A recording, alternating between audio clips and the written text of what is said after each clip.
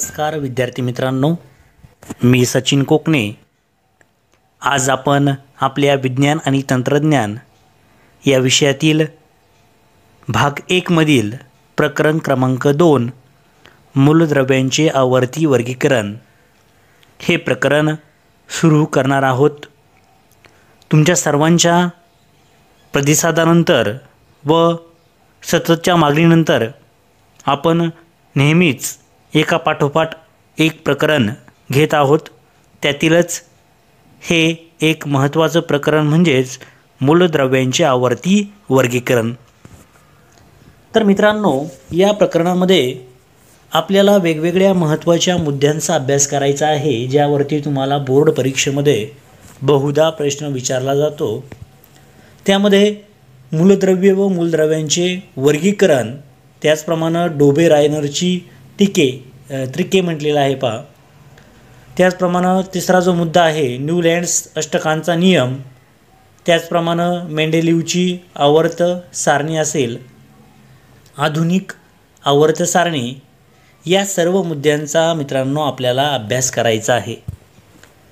तर त्यामध्ये पहा, आता ह्या मूलद्रव्यांचे वर्गीकरण करत असताना आपल्याला कशा पद्धतीनं मूलद्रव्यांचे वर्गीकरण करण्यात आलेलं आहे आणि ह्या ठिकाणी दिलेले जे प्रश्न आहेत मित्रांनो, त्यांचा अभ्यास तुम्हाला या ठिकाणी असलेल्या पुढच्या मुद्द्यांमध्ये करायचा आहे। म्हणजे द्रव्याचे प्रकार कोणते आहेत, त्यामध्ये कोणते कोणते असतं, सॉलिड, लिक्विड आणि गॅसेस कोणते कोणते आहेत, त्याप्रमाणे मूलद्रव्य कोणती कोणती आहेत, किती आहेत, त्याचप्रमाणे द्रव्याच्या लहानात लहान कणांना काय म्हणतो आपण, सर्वात छोटा घटक असेल तर, मूलद्रव्य व संयुगे यांच्या रेणूंमध्ये काय फरक असतो, हे सर्व मुद्दे आपल्याला पुन्हा आठवायचे आहेत, जे आपण मागच्या इयत्तेमध्ये सुद्धा अभ्यासले होते। तर चला मग वेळ न घालवता आपण आपला महत्त्वाचा मुद्दा अभ्यासणार आहोत, मूलद्रव्यांचे वर्गीकरण। तर काय असतं मूलद्रव्यांचं वर्गीकरण मित्रांनो, पहा, त्यालाच आपण क्लासिफिकेशन ऑफ एलिमेंट्स असे म्हणतो। पूर्वीच्या इयत्तांमध्ये आपण शिकलो आहोत की एका मूलद्रव्याचे सर्व अणू हे एकाच प्रकारचे असतात। आज मितीस विज्ञान जगताना 118 मूलद्रव्ये ज्ञात झाली आहेत। पहा, सगळ्यात महत्त्वाचा मुद्दा हा आहे की आपण याच्या आधीच्या इयत्तांमध्ये सुद्धा त्याचा अभ्यास केलेला आहे की एका मूलद्रव्याचे सर्व अणू एकाच प्रकारचे असतात। त्याचप्रमाणे आत्तापर्यंत 118 मूलद्रव्ये ज्ञात झालेली आहेत। मात्र इसवी सन 1800च्या सुमारास फक्त 30 मूलद्रव्ये ज्ञात होती। पहा, म्हणजे 1800 शतकामध्ये किती होती, तर फक्त 30 होती। आणि आज ज्यांची निर्मिती झालेली आहे ती एकूण 118 मूलद्रव्य ज्ञात असल्याचं आपल्याला पाहायला भेटत आहे। पहा, काळाच्या ओघात अधिकाधिक मूलद्रव्यांचा शोध लागत गेला। या मूलद्रव्यांच्या गुणधर्मांविषयी अधिक माहिती साठत गेली। मोठ्या संख्येने असलेल्या या मूलद्रव्यांचा अभ्यास सोपा व्हावा यासाठी त्यांच्याविषयीच्या प्रचंड माहितीमध्ये काही आकृतिबंध आहे का, हे वैज्ञानिक तपासू लागले। पहा, म्हणजे वैज्ञानिकांनी ज्याप्रमाणे जास्तीत जास्त मूलद्रव्ये तयार होतील त्याप्रमाणे त्यांचा काही आकृतिबंध किंवा थोडक्यात सारणी तयार होते का, याचा काय करायला लागले, ते विचार करू लागले आणि ते तपासू लागले। पहा, तुम्हाला माहीत असेल की सुरुवातीच्या वर्गीकरणात मूलद्रव्यांचे धातू व अधातू असे गट पाडले होते। पहा, म्हणजे सुरुवातीला फक्त धातू आणि अधातू एवढंच फक्त मूलद्रव्यांचं वर्गीकरण करण्यात आलेलं होतं। पुढील काळात मूलद्रव्यांचा धातू सदृश नावाचा आणखी एक वर्ग लक्षात आला। मूलद्रव्ये व त्यांचे गुणधर्म याविषयीचे ज्ञान जसे वाढू लागले तसे वेगवेगळ्या वैज्ञानिकांनी वर्गीकरणाच्या इतर अनेक पद्धतींनी शोधण्याचा प्रयत्न सुरू केला। पहा मित्रांनो, तर सुरुवातीला काय होतं, सुरुवातीला पाहिलं तर त्या ठिकाणी फक्त धातू आणि अधातू अशा दोनच प्रकारचं वर्गीकरण केलं होतं। परंतु ज्या मूलद्रव्यामध्ये धातू आणि अधातू या दोघांचंही त्या ठिकाणी प्रमाण आहे किंवा त्या ठिकाणी नवीन एक प्रकार त्या ठिकाणी शोधला गेला आणि त्या मूलद्रव्याचा धातू सदृश नावाचा आणखी एक वर्ग काय झाला मित्रांनो, तयार झाल्याचं आपल्याला समजलं। त्यानंतर जो महत्त्वाचा मुद्दा ज्याच्यावरती तुम्हाला बऱ्याचदा बोर्ड परीक्षेमध्ये प्रश्न असतो तो म्हणजे डोबे-रायनरची त्रिके किंवा त्यालाच आपण काय म्हणू शकतो, डोबे-रायनरची त्रिके म्हणतात खरं तर. या ठिकाणी डोबे रायनर दिलेलं आहे, खरं तर त्याला डोबे रायनरची त्रिके असं म्हटले गेलेलं आहे. तर ही जी डोबे रायनरची ट्राईड्स म्हणतो आपण त्याला, तर ती कोणती होती किंवा कशा प्रकारची होती ते आपल्याला या ठिकाणी अभ्यासायचं आहे. तर पाहूया, तुमच्यासमोर पहा एक सारणी दिलेली आहे. ती सारणी जर आपण अभ्यासली तर लगेच तुम्हाला या डोबे रायनरची जी त्रिके आहेत ती डोबे रायनरची त्रिके तुम्हाला अभ्यासता येतील. पहा या ठिकाणी दिलेला आहे. सन 1817मध्ये डोबे रायनर या जर्मन वैज्ञानिकाने मूलद्रव्यांचे गुणधर्म व त्यांची अणुवस्तुमाने यांत संबंध असल्याचे सुचवले. त्याने एकसारखे रासायनिक गुणधर्म असणाऱ्या प्रत्येकी 3 मूलद्रव्यांचे गट पाडून त्यांना त्रिके असे नाव दिले. एका त्रिकामधील 3 मूलद्रव्यांची मांडणी त्याने अणुवस्तुमानांच्या चढत्या क्रमाने केली व दाखवले की मधल्या मूलद्रव्याचे अणुवस्तुमान हे अंदाजे इतर 2 मूलद्रव्यांच्या अणुवस्तुमानांच्या सरासरी इतके असते. मात्र सर्व ज्ञात मूलद्रव्यांचे वर्गीकरण डोबे रायनरच्या त्रिकांमध्ये होऊ शकले नाही. तर या ठिकाणी म्हटले आहे पहा, डोबे रायनरच्या त्रिकांमध्ये इथं डोबे म्हटलेलं आहे आणि इथं डोबं म्हटलेलं आहे पहा. तर खरं तर डोबे रायनरची त्रिका आहेत खरं तर ही पहा. तर त्यांनी काय सांगितलं, त्याने 3 मूलद्रव्यांचे म्हणजे 3 मूलद्रव्यांचा एक गट तयार केला. कुणी? डोबे रायनरने. अशा पद्धतीने या ठिकाणी दिलं आहे पहा. आणि त्याने अनुमान काय काढलं की ही जी 3 मूलद्रव्ये आहेत त्यातील जी 2 मूलद्रव्ये असतील, म्हणजे एक्झाम्पल द्यायचं म्हटलं 1, 2 आणि 3 अशी 3 मूलद्रव्ये घेतली, तर ह्या पहिल्याची आणि तिसऱ्याची बेरीज ही या दुसऱ्या एवढी असणार आहे. या पहिल्या दोघांची बेरीज कोणा एवढी असणार आहे किंवा सरासरी जवळपास याच्या एवढी असणार आहे. म्हणजे ह्या दोघांची सरासरी जर काढली आपण, सरासरी काढताना दोघांची बेरीज भागली काय करतो आपण, 2 ने भागतो. म्हणजे 1 आणि 3ची बेरीज करून त्याला जर 2 ने भागलं तर येणारं उत्तर हे या मधल्या मूलद्रव्य एवढे असेल असं कुणी सांगितलं होतं. तर डोबे रायनरची जी त्रिके होती त्या त्रिकांमध्ये आपल्याला काय होतं मित्रांनो, अभ्यासायला भेटतं. तर पाहूया कशा पद्धतीने ते त्रिके या ठिकाणी वापरात आलेली आहेत. तर त्या ठिकाणी पहिला जो टेबल दिलेला आहे पहा, हा जो वरचा टेबल आहे ते पहिले समजून घेऊया काय सांगितलेलं आहे. तर त्याच्यामध्ये अनुक्रमांक दिलेले आहेत, 1, 2, 3 असे अनुक्रमांक आहेत.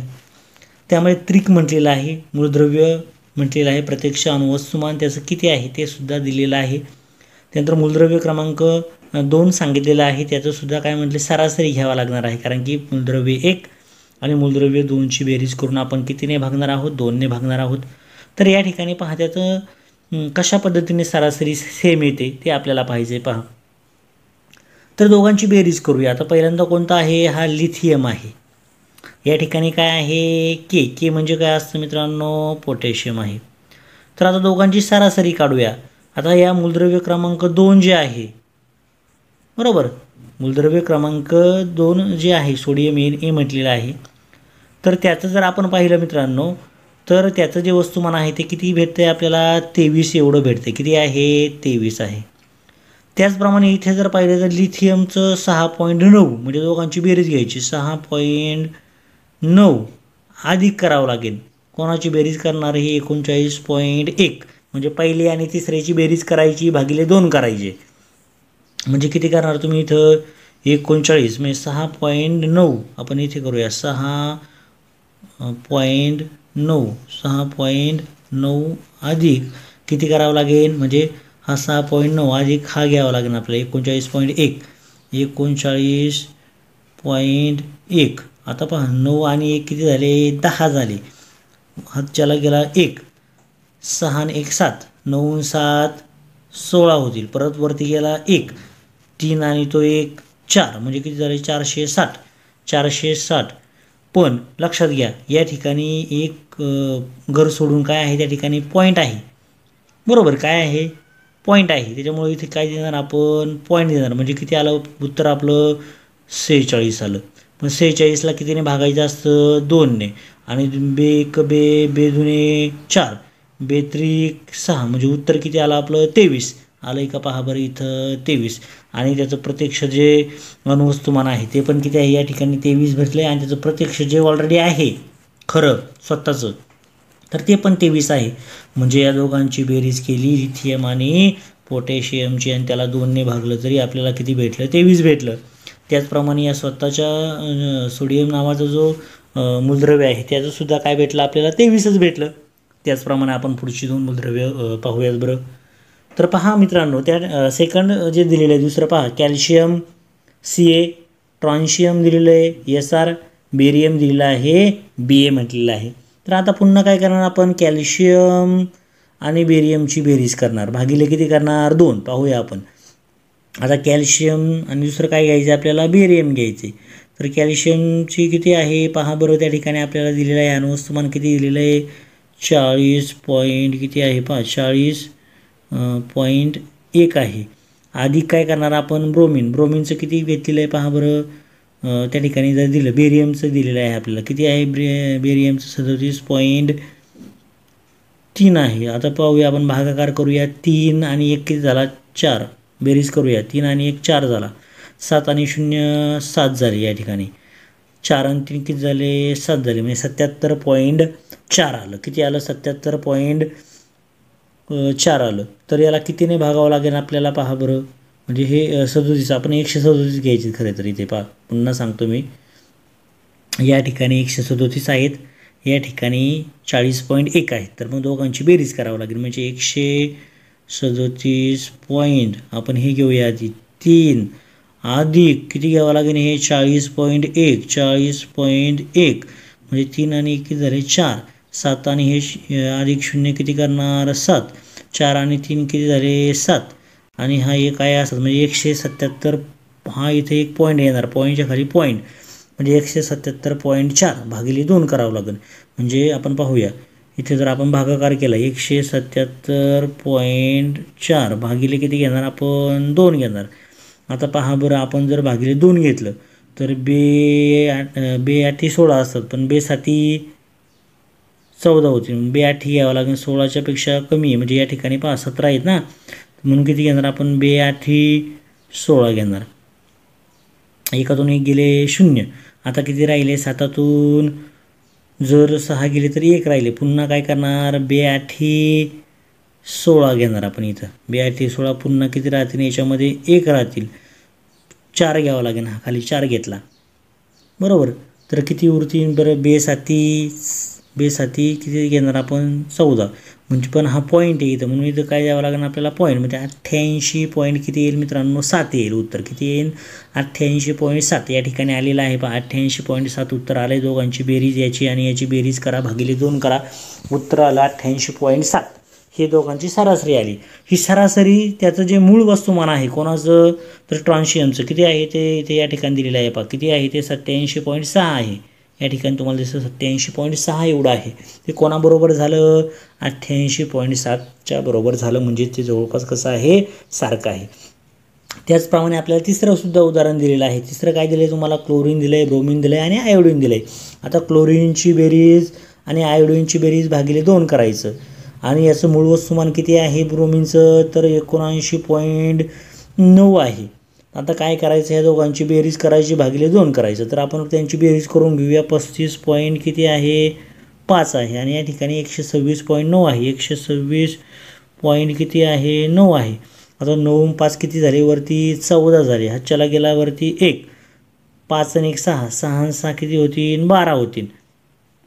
परत पुन्हा वरती 1 गेला, 3 आणि 1 4 आणि 2 किती होतील 6 होतील आणि हा वरती घेतला, म्हणजे 162.4 येईल. किती आली बेरीज दोघांची 162.4 एवढी बेरीज आलेली आहे. आता काय करूया, याला कितीने भागावं लागेल आपल्याला 2ने भागावं लागेल.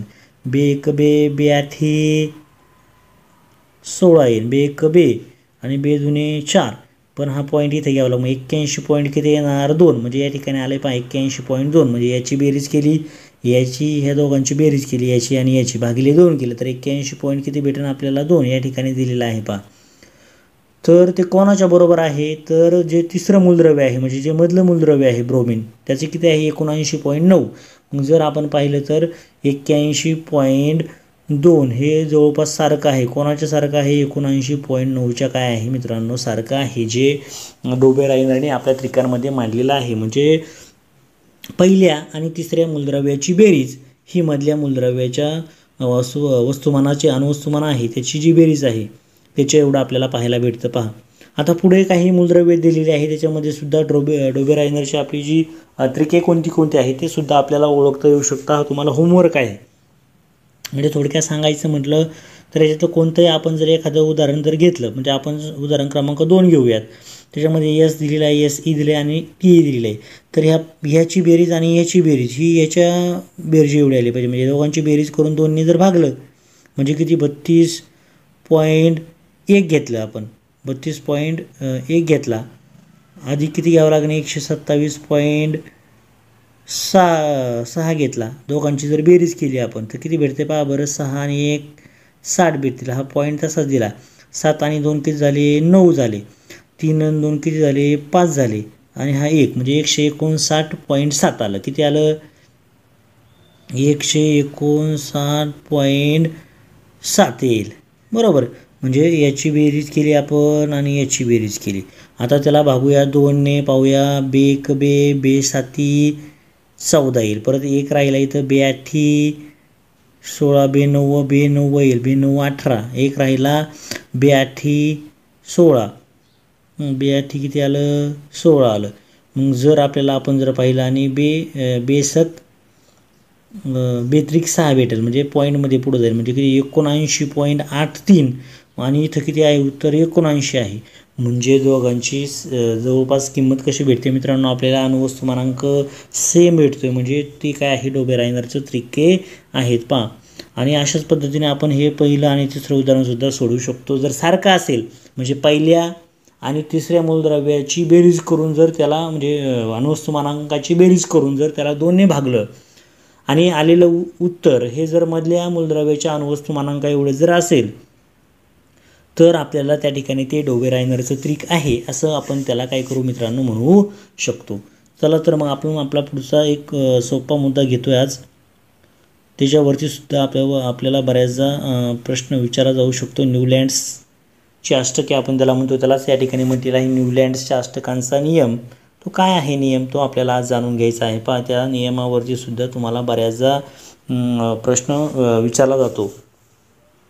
तर काय म्हटलेलं आहे इंग्लिश वैज्ञानिक जॉन न्यूलँड याने एका वेगळ्या मार्गाने अणुवस्तुमानांचा सहसंबंध मूलद्रव्यांच्या गुणधर्माशी जोडला. सन 1866 न्यूलँड्सने त्या काळी ज्ञात असलेली मूलद्रव्ये त्यांच्या अणुवस्तुमानांकांच्या चढत्या क्रमानुसार मांडली. पहा अणुवस्तुमानांच्या कोणत्या क्रमाने मांडली तर चढत्या क्रमाने मांडली पहा त्यावेळी. तर हे कधी त्याने शोध लावलेला आहे तर 1866 न्यूलँड्सने त्या काळी ज्ञात असलेली मूलद्रव्ये कोणत्या क्रमाने मांडली तर अणुवस्तुमानांच्या चढत्या क्रमाने त्यांची काय केली मित्रांनो मांडणी केली. याची सुरुवात सर्वात हलक्या म्हणजेच कोणतं मूलद्रव्य आहे सगळ्यात हलकं या ठिकाणी आपण पाहणार आहोत खाली हायड्रोजन या मूलद्रव्याने झाली. तर शेवट थोरियमने झाला. त्याला दिसले की प्रत्येक 8व्या मूलद्रव्याच्या किंवा मूलद्रव्याला पहिल्या मूलद्रव्यासारखे गुणधर्म होते. म्हणजे त्याने काय केलं पहिले 7 जर मूलद्रव्ये घेतली तर त्यानंतर 8वं जे मूलद्रव्य आहे तर त्या 8व्या मूलद्रव्याचे गुणधर्म हे पहिल्या मूलद्रव्या एवढे असल्याचं त्याला काय आलं मित्रांनो दिसून आलं. तसेच मॅग्नेशियमचे बेरिलियमशी साधर्म्य असून क्लोरीनचे फ्लोरीनशी साधर्म्य आहे. न्यूलँड्सने या सारखेपणाची तुलना संगीतातील अष्टकांशी केली. त्याने 8व्या व पहिल्या मूलद्रव्यांच्या गुणधर्मांमध्ये दिसून येणाऱ्या सारखेपणाला काय म्हटलं मित्रांनो अष्टकांचा नियम असे म्हटलेलं आहे. म्हणजे अष्टकांचा नियम म्हणजे काय ते पहिल्यांदा समजून घेणं गरजेचं आहे. पहिलं आणि जे 8वं मूलद्रव्य आहे त्या मूलद्रव्याचे गुणधर्म काय आहेत मित्रांनो सारखे आहेत.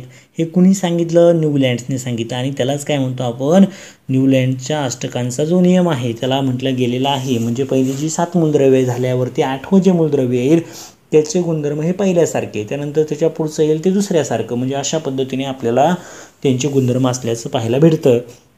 ते आधीवरती तुम्हाला माहीत आहे का म्हटलेलं आहे ते पाहूयात. भारतीय संगीत प्रणालीमध्ये सारे ग म प ध नी हे 7 मुख्य स्वर आहेत व त्यांच्या समूहाला सप्तक म्हणतात.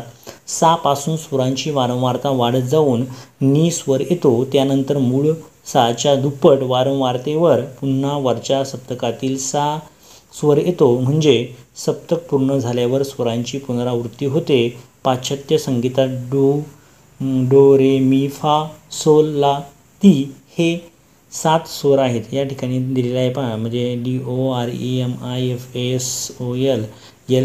म्हणजे काय, DO म्हणजे डो, RE रे, MI मी, FA फा, SOL सोल, LA ला, TI म्हणजे ती, हे 7 स्वर आहेत.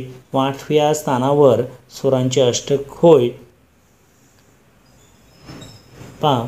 तर 8व्या स्थानावर दुप्पट वारंवारतेचा डो स्वर पुन्हा येतो. म्हणजे काय होतं पहा, या ठिकाणी हे झाल्यावरती 7 झाल्यावरती 8व्या स्थानावरती काय होतं, पुन्हा डो येतो. हे पाश्चात्य स्वरांचे अष्टक होय. स्वरांच्या वैविध्यपूर्ण उपयोगातून संगीताची निर्मिती काय होते मित्रांनो झाल्याचं आपल्याला पाहायला भेटते. तर पाहूया नक्की ही कशा पद्धतीने डोबेरायनरची त्रिके झाल्यानंतर न्यूलँडची अष्टके काम करतात आपण ते पाहूया. तर ही जी न्यूलँडची अष्टके आहेत पहा, तुमच्या समोर त्या ठिकाणी एक सारणी दाखवलेली आहे. ती सारणी आज आपल्याला पाहिजे आहे, महत्त्वाची सारणी आहे मित्रांनो. हे पहा, तर संगीतातील स्वर त्याच्यामध्ये म्हटलेलं आहे पहा त्यांनी, डो रे मी फा सो ला टी, आणि तेच आपण काय म्हणतो, सा रे ग म प ध नी, बरोबर. आणि साला पुन्हा 8वा आपला जो स्वर भेटतो पहा. तर मूलद्रव्ये दिली आहेत. पहिली त्यांनी सांगितल्याप्रमाणे म्हटलेलं आहे पहा, काय म्हटले त्यांनी, एच घेतलेलं आहे म्हणजे हायड्रोजन असेल, एल घेतला आहे, लिथियम असेल, बेरिलियम असेल, बोरॉन असेल, कार्बन असेल, नायट्रोजन असेल, ऑक्सिजन असेल, ओ म्हणजे HLI, BE, BC म्हणजे कार्बन, N म्हणजे नायट्रोजन आणि O ही मूलद्रव्ये त्या ठिकाणी घेतलेली आहेत. त्याचप्रमाणे आता ऑक्सिजन झाला. आता जे हायड्रोजन आहे, हायड्रोजन नंतर लगेच त्या ठिकाणी फ्लोरीन घेतलेला आहे पहा, म्हणजे F घेतलेला आहे, म्हणजे H आणि F ह्या दोघांचे गुणधर्म सारखे झाले. त्यानंतर Na आणि Liचे सारखे झाले, Beचे सारखे झाले, Alचे सारखे झाले, ॲल्युमिनियमचे. कार्बन सारखे कोणाचे झाले, सिलिकॉनचे झाले, फॉस्फरसचे झाले, त्यानंतर सल्फरचे झाले. म्हणजे हे जे सगळे घटक आहेत मित्रांनो, हे कशामध्ये पाहायला भेटतं आपल्याला, न्यूलँडच्या अष्टकांमध्ये पाहायला भेटतं. म्हणजे ही जे आहे 7 झाल्यावरती जे 8वं येतं त्याचे गुणधर्म हे पहिल्या मूलद्रव्यासारखे असतात. म्हणजे आता इथपर्यंत गेलो. आता याच्यानंतर जे पुढचं 8वं आहे म्हणजे कोणतं आहे, ब्रोमिन आहे, त्याचे आणि हायड्रोजनचे सारखे असणार आहे. त्यानंतर रुबिडियम आहे त्याचे असेल, ट्रान्शियम असेल, किंवा हे जे आहे लॅन्थानाइड वगैरे पुढे दिलेलं आहे ते. तर हे सगळे जे घटक आहेत, ह्या घटकांचे जे गुणधर्म आहेत ते आपल्याला जर पाहिलं तर क्रमाक्रमाने आपण 7 झाल्यावरती 8व्याचे जे गुणधर्म आहेत ते कोणासारखे असणार आहेत मित्रांनो, पहिल्या मूलद्रव्यासारखे असणार आहेत. त्यालाच आपण न्यूलँडची काय म्हणतो मित्रांनो, अष्टके असं म्हणतो. या ठिकाणी सांगितलेलं आहे पहा, न्यूलँडच्या अष्टकांच्या नियमात खूप त्रुटी आढळून आल्या. हा नियम फक्त कॅल्शियमपर्यंत लागू होत होता. न्यूलँड्सने सर्व ज्ञात मूलद्रव्य 7 × 8 अशा 56 रकान्यांच्या तक्त्यात बसवली. ज्ञात असलेल्या सर्व मूलद्रव्यांना तक्त्यात सामावून घेण्यासाठी न्यूलँड्सने काही जागांवर 2-2 मूलद्रव्ये बसवली. उदाहरणार्थ कोबाल्ट आणि निकेल, म्हणजे CO आणि Ni म्हटलेलं आहे पहा. कोबाल्ट आणि निकेलचं जे आहे या ठिकाणी सुद्धा दिसत असेल पहा तुम्हाला, तर ते घेतलेलं आहे. Ce आणि La घेतलेलं आहे या ठिकाणी दिसत असेल. तर याशिवाय त्याने काही भिन्न गुणधर्माची मूलद्रव्ये अष्टकातील एकाच स्वराखाली ठेवली. उदाहरणार्थ CO आणि Ni म्हटलेलं आहे पहा, या ठिकाणी दाखवलेलं आहे. या धातूंना न्यूलँड्सने डो या स्वराखाली Cl व Br या हॅलोजनांबरोबर ठेवले. या उलट CO व Ni म्हणजे निकेल म्हणतो आपण त्याला, कोबाल्ट आणि निकेल यांच्याशी साधर्म्य असणारे Fe ला त्यांच्यापासून लांब O व S या अधातूंबरोबर T या स्वराखाली ठेवले. तसेच नव्याने शोध लागलेल्या मूलद्रव्यांना सामावून घेण्याची तरतूद न्यूलँड्सच्या अष्टकात नव्हती. म्हणजे जी नवीन मूलद्रव्ये तयार झालेली आहे त्यांची तरतूद न्यूलँडने केली का, नाही, तर त्यांच्या अष्टकामध्ये त्याची तरतूद नव्हती.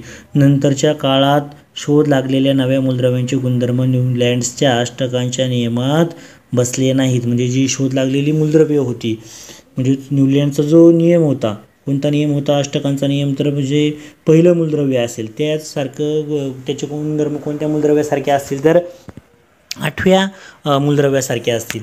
हा जो शोध लावला होता म्हणजे, किंवा दुसऱ्याचे असतील तर त्याच्या पुढचं येणार आहे, म्हणजे त्याच्या पुढचं म्हणजे 9वं जे मूलद्रव्य असेल, 8 नंतर 9 नंबरचं ते दुसऱ्यासारखे असेल, 10 नंबरचं तिसऱ्यासारखे असेल. हा जो शोध लावला होता न्यूलँडच्या अष्टकामध्ये न्यूलँडने, तर हा लागू फक्त त्यापुरत्याच कालावधीमध्ये झाला. त्यानंतरची जी नवीन मूलद्रव्ये शोधली गेली त्यांच्या नियमात ती मूलद्रव्ये बसलेली नाही, न्यूलँडच्या अष्टकांच्या नियमात ती बसलेली नाहीत. अशा पद्धतीने आपण आज डोबेरायनरची त्रिके त्याचप्रमाणे न्यूलँड्सची अष्टके ह्या दोनपैकी मित्रांनो तुम्हाला एक तरी प्रश्न बोर्ड परीक्षेमध्ये हा लक्षात घ्या. एक तर तुम्हाला डोबेरायनरची त्रिके म्हणजे काय आहेत तुम्हाला स्पष्ट करायला येऊ शकतं आणि दुसरं म्हणजे न्यूलँडची अष्टके म्हणजे काय तुम्हाला ते उदाहरणांसहित लिहिणं गरजेचं आहे. ज्याप्रमाणे डोबेरायनरच्या त्रिक्यांमध्ये आपण पहिले आणि तिसऱ्या मूलद्रव्याचे जे अणुवस्तुमान आहे त्यांची बेरीज करून 2ने भागतो तर तुम्हाला ते काढायला सुद्धा येऊ शकतं. आणि या ठिकाणी जर पाहिलं तर न्यूलँडच्या अष्टकांमध्ये पहिलं जे मूलद्रव्य आहे त्याचे गुणधर्म हे 8व्या मूलद्रव्यासारखे असतात. हे आपण या ठिकाणी त्याचा अभ्यास केला. नक्कीच मित्रांनो आपण जो आपला बाकीचा जो पार्ट आहे तो आपण आपल्या पुढच्या लेक्चरमध्ये पाहणार आहोत. तुम्ही जोरदार अभ्यास करत आहात, तुमच्या प्रतिक्रिया मला मोठ्या प्रमाणावरती मिळत आहेत. नक्कीच अशाच प्रकारचा प्रयत्न करत राहा. काही अडचणी आल्यास नक्कीच मला विचारत जावा, नक्कीच मी तुम्हाला मार्गदर्शन करेल. आपल्या जास्तीत जास्त मित्रांपर्यंत आपला व्हिडिओ पोहोचवण्याचं काम करा जेणेकरून त्यांनाही अभ्यासाचं साहित्य मिळत जाईल. Okay, all the best. Thank you.